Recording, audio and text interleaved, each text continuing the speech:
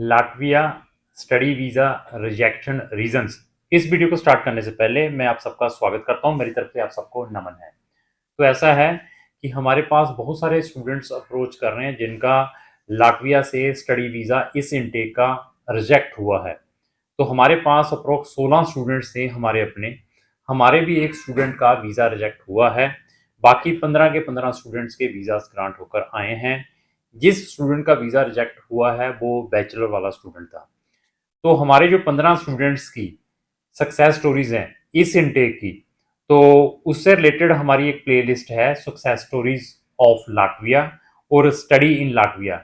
दोनों के लिंक मैंने डिस्क्रिप्शन बॉक्स में लगाए हैं। वहां जाकर आप हमारी लाटविया से related number of videos watch कर सकते हैं। हमें अप्रॉक्स 100 कंट्रीज का एक्सपीरियंस है। हम जस्ट एक लाटविया जैसी एक सिंगल कंट्री को प्रमोट नहीं करते। हमारे पास जर्मनी जैसी कंट्री है जहाँ पर इंटरनेशनल स्टूडेंट फ्री में पढ़ते हैं। ऑस्ट्रिया जैसी कंट्री है जहाँ पर आपको फ्री में और इकोनॉमिकल स्टडी मिल सकती है। इटली जैसी भी कंट्री है जहाँ पर स्टूडेंट को फ्री या इकोनॉमिकल स्टडी विद 8,000 यूरो का स्कॉलरशिप है।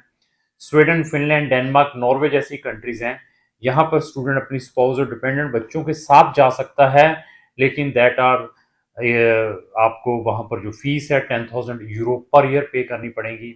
इधर हम लाटविया, लिथुनिया, एस्टोनिया, चेक रिपब्लिक, हंगरी के बारे में डिस्कस करते हैं। वहाँ पर भी हम स्टूडेंट्स को भेजते हैं।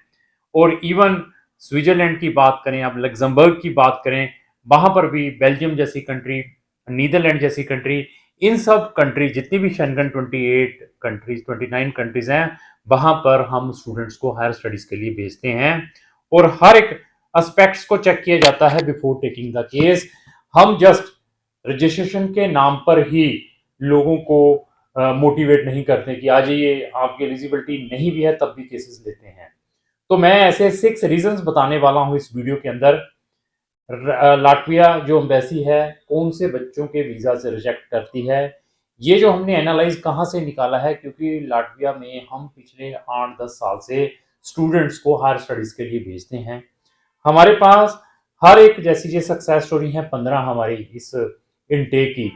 हर एक बच्चे का फीडबैक हमारे पास होता है। उसको यूनिवर्सिटीज़ की इंटरव्यू में क्या पूछा गया है, उसको एम्बेसी की इंटरव्यू में क्या पूछा गया है, ये सारे का सारा जो एक्सपीरियंस है हम अपने प्रोस्पेक्टिव स्टूडेंट्स के साथ भी शेयर करते हैं।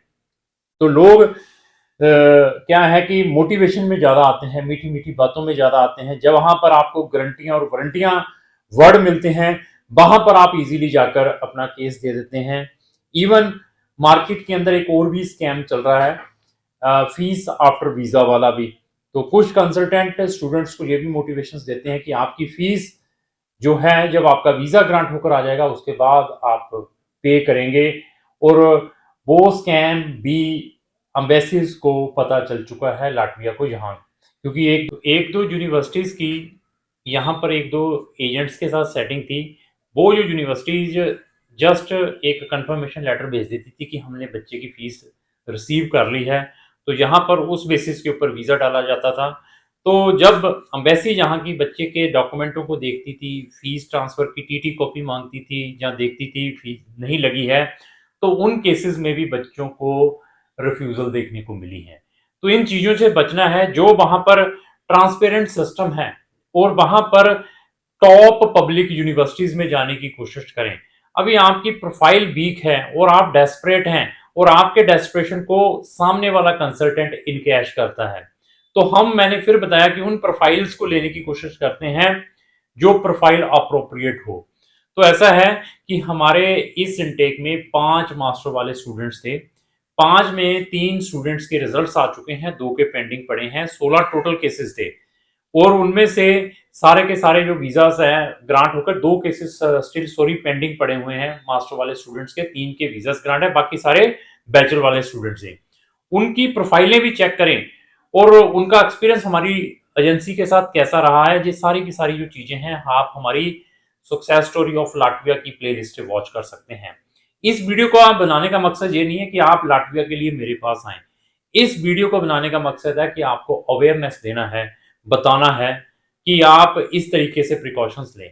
तो रीजंस क्या हैं? नंबर 1 रीजन क्या है कि आप जो बच्चे हैं कि आपकी वीक प्रोफाइल है, नंबर 1, और आपकी वीक प्रोफाइल को आपके कंसल्टेंट ने इनकैश करके आपका एडमिशन वहाँ की प्राइवेट यूनिवर्सिटी से ऑर्गेनाइज करवा दिया, क्योंकि private university just looking for the money. एक यूनिवर्सिटी, एक या दो यूनिवर्सिटीज को छोड़ के प्राइवेट, तो वो आपकी 50% है, 55% है, 58% है, वहां डाला। और आर्ट्स के स्टूडेंट्स हैं, मतलब गैप भी आपका काफी अच्छा है, तो आपका वहां से एडमिशन आ गया विदाउट एनी इंटरव्यू। चलो इंटरव्यू सिंपल हुई भी तो। और अम्बेसी को उन यूनिवर्सिटीज के रेपुटेशन के बारे में मालूम है, तो मैं उन यूनिवर्सिटीज का यहां पर नाम नहीं लूंगा। मुझे मालूम है जिस बच्चे का रिफ्यूजल आया है, हम सबसे पहले जब भी कोई बच्चा जिसका वीजा रिजेक्ट होता है उससे पहले उसका एडमिशन लेटर मंगवाते हैं। तो इस कारण क्या है कि बच्चों का जिनका भी रिजेक्शन होता है, जहाँ बच्चों का वीजा रिफ्यूज होता है किसी भी कंट्री का, वो फिर क्या रिसर्च करते हैं गूगल के ऊपर या यूट्यूबों के ऊपर। फिर हमारे जैसी की वीडियो मिलती है कि वीजा जो रिजेक्शन केसेस हैं या रिफ्यूजल केसेस है कि उनको हमारी कंपनी किस वे से हैंडल करती हैं, तो वो हमें अप्रोच करते हैं। तो सबसे पहले बच्चे का हम रिफ्यूजल लेटर प्लस उसका यूनिवर्सिटी का एडमिशन देखते हैं कि कहाँ से आया है। तो सबसे पहले फिर बता दिया एकेडमिक वाइज वीक है, और दूसरा आपका एडमिशन वहां की प्राइवेट यूनिवर्सिटी से आया हुआ है। तो ये मैंने दो। फिर आपका जो फीडबैक है, फीडबैक मीन्स आपकी जो हेलो वेरिफिकेशन हुई है वो नेगेटिव गई है। हेलो वेरिफिकेशन एजेंसी ने आपकी जो क्या है कि जो वेरिफिकेशन की है आपके डॉक्यूमेंटों को, वो नेगेटिव फीडबैक एम्बेसीज को भेजा है। इन कारण भी आपको रिफ्यूजल देखने को मिली है। ऐसे केसेस भी हमारे पास आते हैं। और फोर्थ कारण है वीक इन इंग्लिश। आपकी जो कम्युनिकेशन स्किल्स हैं अप्रोप्रिएट नहीं है, क्योंकि मास्टर वाले स्टूडेंट्स का तो चलो इंटरव्यू नहीं होता, बैचलर वाले स्टूडेंट्स को ये चीज भी देखनी पड़ती है कि वो उनकी जो कम्युनिकेशन स्किल्स हैं अच्छे नहीं है, बट एडमिशन वहां की प्राइवेट यूनिवर्सिटी से आ चुका है, तो उस कारण भी बच्चों को रिजेक्शन देखने को मिली है। और इसके अंदर एक और भी इंपॉर्टेंट पॉइंट है, रीजन है आपके केस रिफ्यूज होने का, वो है इनकम्पिटेंट कंसल्टेंट। उस कंसल्टेंट को भी अपना केस नहीं देना है जो मीठी मीठी बातें बताकर आपके केस को लेने की कोशिश करे। आपके 50% है, 55% आपको गारंटी और वारंटी वर्ड यूज करे, और जिस कंसल्टेंट को अनदर कंट्रीज का नॉलेज ना हो। जिस भी कंसल्टेंट को आपने अपना केस देना है तो उसकी प्रेजेंस जरूर चेक करें कि उसका ऑफिस कौन कौन से लोकेशंस पे हैं, उसको कितनी कंट्रीज का नॉलेज है, वो उसके सोशल मीडिया के थ्रू, और उसको लाटविया या लाटविया के अलावा भी कौन सी कंट्रीज के बारे में ज्ञान है, तब जाकर केस दें। तो उसमें एक ये भी एक रीजन है कि आपके कंसल्टेंट भी इनकम्पिटेंट है। वो हमारे जैसों की वीडियो देखने के बाद उसने भी लाटविया कंट्री को प्रमोट करना स्टार्ट किया हुआ है। तो अनदर कारण previously refuse from Schengen area. तो कुछ स्टूडेंट्स का इस कारण भी वीजा रिजेक्ट हुए हैं लाटविया के कि वो प्रीवियसली रिफ्यूज रहे हैं अनदर शेंगन कंट्री से। इन कारण बच्चों को जो ये मैंने मेन रीजन बताए हैं, इन कारण के उनके वीजा स्टडी के रिफ्यूज हुए हैं।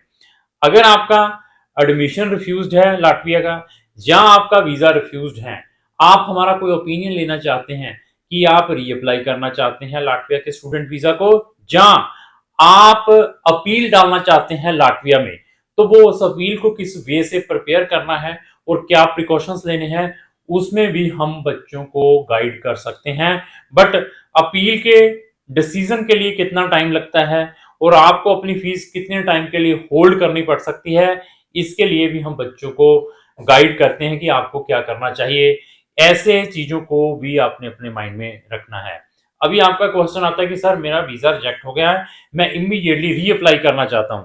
अगर आप रीअप्लाई करवाना चाहते हैं तो आपको ओसीएमए का जो इनविटेशन नंबर है न्यू लेना पड़ेगा अपनी रिस्पेक्टिव यूनिवर्सिटी से। तो आपको सबसे पहले अपनी रिजेक्शन को यूनिवर्सिटी को बताना पड़ेगा, और आपको अपनी यूनिवर्सिटी को बताना पड़ेगा कि मैं रीअप्लाई करना चाहता हूं, तो मुझे ओसीएमए का जो इनविटेशन है नया भेजें।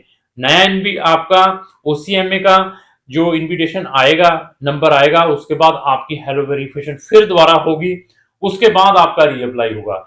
इन चीजों को भी हम टेक्निकली स्टूडेंट्स को एक्सप्लेन करते हैं जब स्टूडेंट्स हमारे पास आते हैं।